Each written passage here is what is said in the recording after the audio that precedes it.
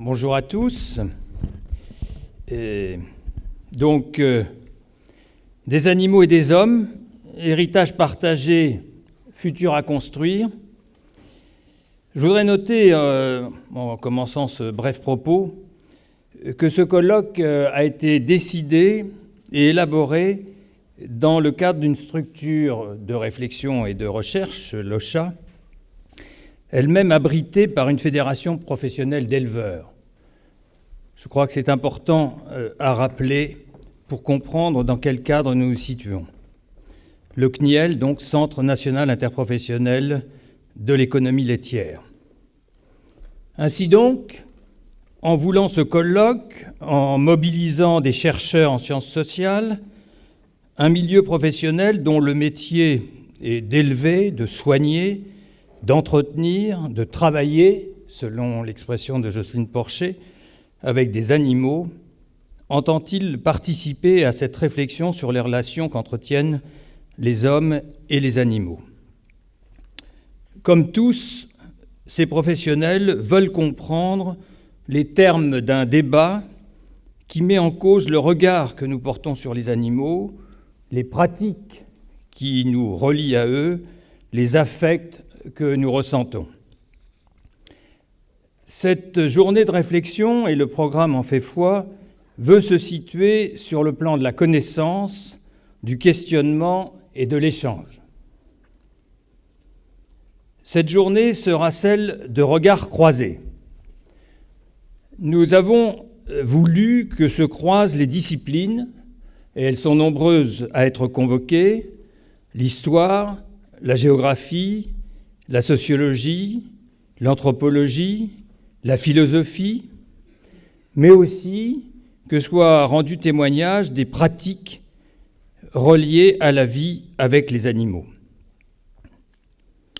Ceci, non par tentation relativiste, mais par volonté de prendre la mesure des évolutions profondes qui se font jour et prendre conscience de la diversité des possibles. Les dénominations elles-mêmes nous renseignent.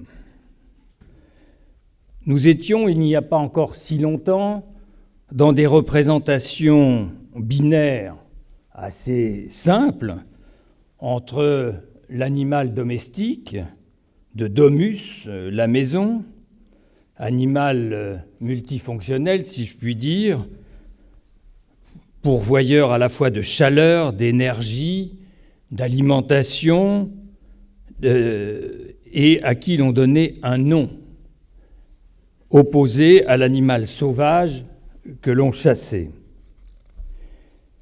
Nous sommes aujourd'hui en face d'un ensemble de représentations bien plus complexes.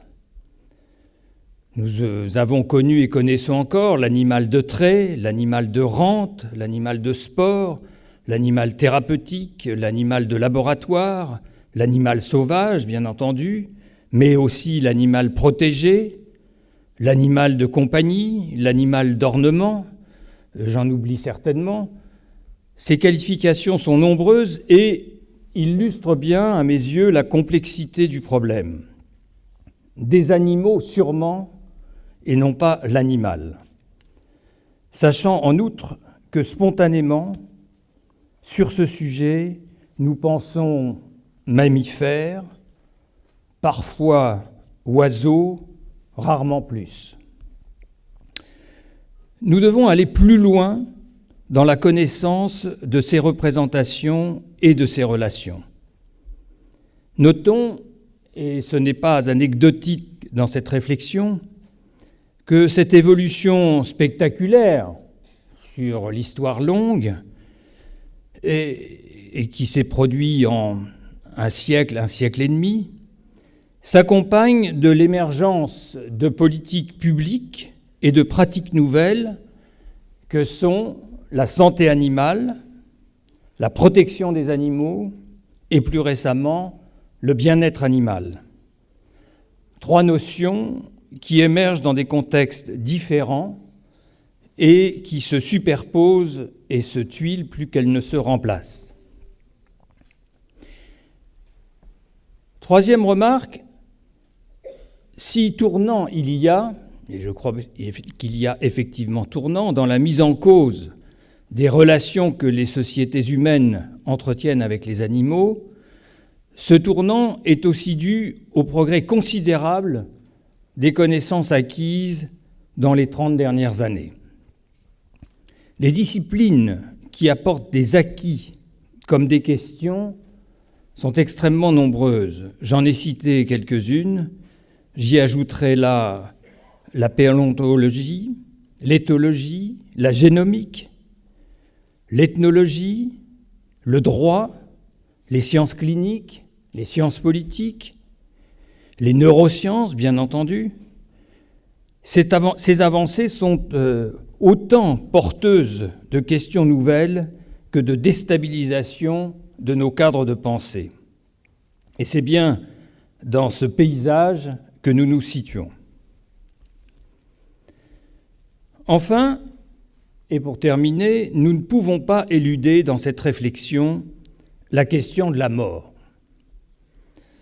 Non pas que la mort hier fût plus douce qu'elle ne le serait aujourd'hui. Nous le savons, la différence n'est pas là.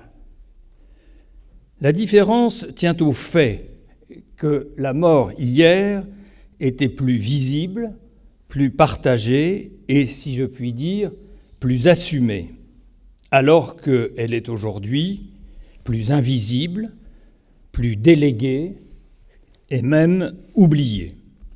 Ce que vient utilement rappeler un livre blanc consacré à ce sujet et qui ouvre un large champ qui est aussi celui de notre responsabilité humaine, collective et assumée. À l'évidence, nous sommes en face d'une nécessité, celle de penser, ou plutôt de repenser, nos relations aux animaux pour mieux les dire et ainsi mieux les partager et donc mieux les construire. Bon colloque à tous, et si vous me le permettez, merci à celle qui en a été la cheville ouvrière, Véronique Bardot, que vous venez de voir. Merci.